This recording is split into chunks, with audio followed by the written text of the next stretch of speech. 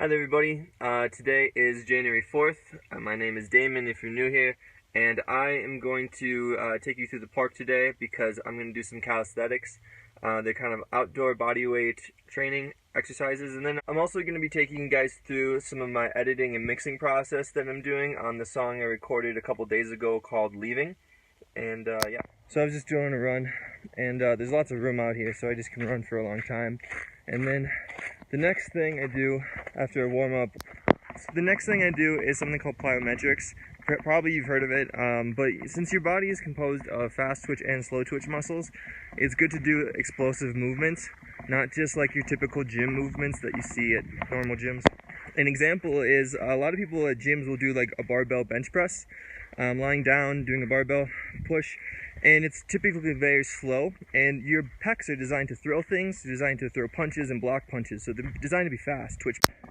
A plyometric version of a chest press without any equipment would be a push-up clap. Also, you could if you can't do a normal push-up, to elevate your hands. Don't go on your knees, that usually ruins your form.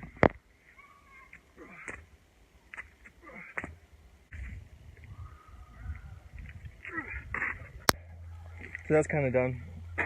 Now what I'm going to do is I'm going to do more body weight exercises. So I have these things right here. These are pretty much TRX cables. You can buy these for like $100 online, but I made them myself for like $14. Lately I've been using this thing because it works really well and it's like really adaptable to whatever exercise I want it to do. But yeah, it's basically a tie strap with a handle on top, and then you can adjust it with a tie strap, and you have two of them.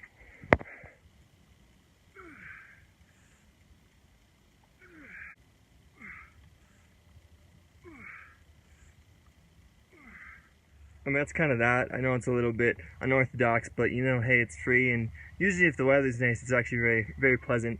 So now I'm going to get the yoga mat out and do some stretching. It's kind of snow everywhere, so I'm going to try to find a dry spot somewhere out here. Oh, you can't tell it now, but I'm like in the middle of the parking lot. It's okay, no one comes over here, so it's fine. And everywhere else is like wet, as you can see. So,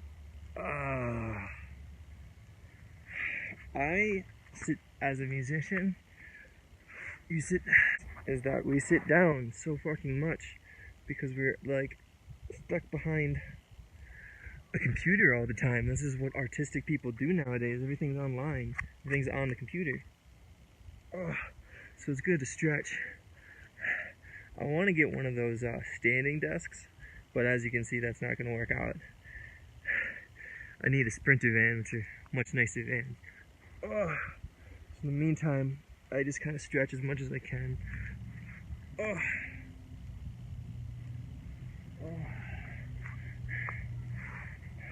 It's a little awkward doing this in public, but you get used to it. It's just a Friday for me. You know, if the weather was actually a lot better, you could just be taking your shirt off and get like a nice tan while you do all this. It'd be great. I could probably do it right now. It's not too cold. It's probably like upper 60, 67, 68 right now. It's crazy how cold it gets though here at night. It gets like fucking 4 at night. It sucks.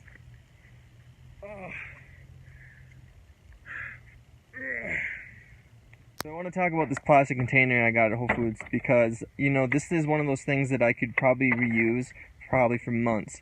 And the good thing, it says, it's hard to see, but it says 100% recycled plastic. So that's really good. Now I realize that, you know, plastic is no big deal. I mean, people go through it, you know, like it's nothing every day. But I have personally gone zero waste and done my best to do zero waste. And it is a very eye-opening experience. Zero waste is basically another term for living a lifestyle that is closed circle, which means that all of the materials that you use can be reused for infinity. You know, nothing you use is, you know, thrown in the trash and disposed in a hole forever. Here's my own bags for produce, instead of using the plastic ones. These also have a tear on them too, so you can take the weight off, but at the register I don't ever bring it up because, you know, it only costs like an extra 10 cents with the bag, so it's not a big deal. I typically have an issue when it comes to composting my trash and recycling glass and metal, because I typically need to bring it to like a Whole Foods or Sprouts, because they have trash cans for that. But I've also had pushback from people too, because they've taken glass bottles I've put in the bin and they'll take it out and put it in the trash can while like I'm recycling all my stuff, and I'll address it to them and they'll be like, oh, who cares, it doesn't matter, they don't recycle this stuff anyway. And they're aggressively stupid.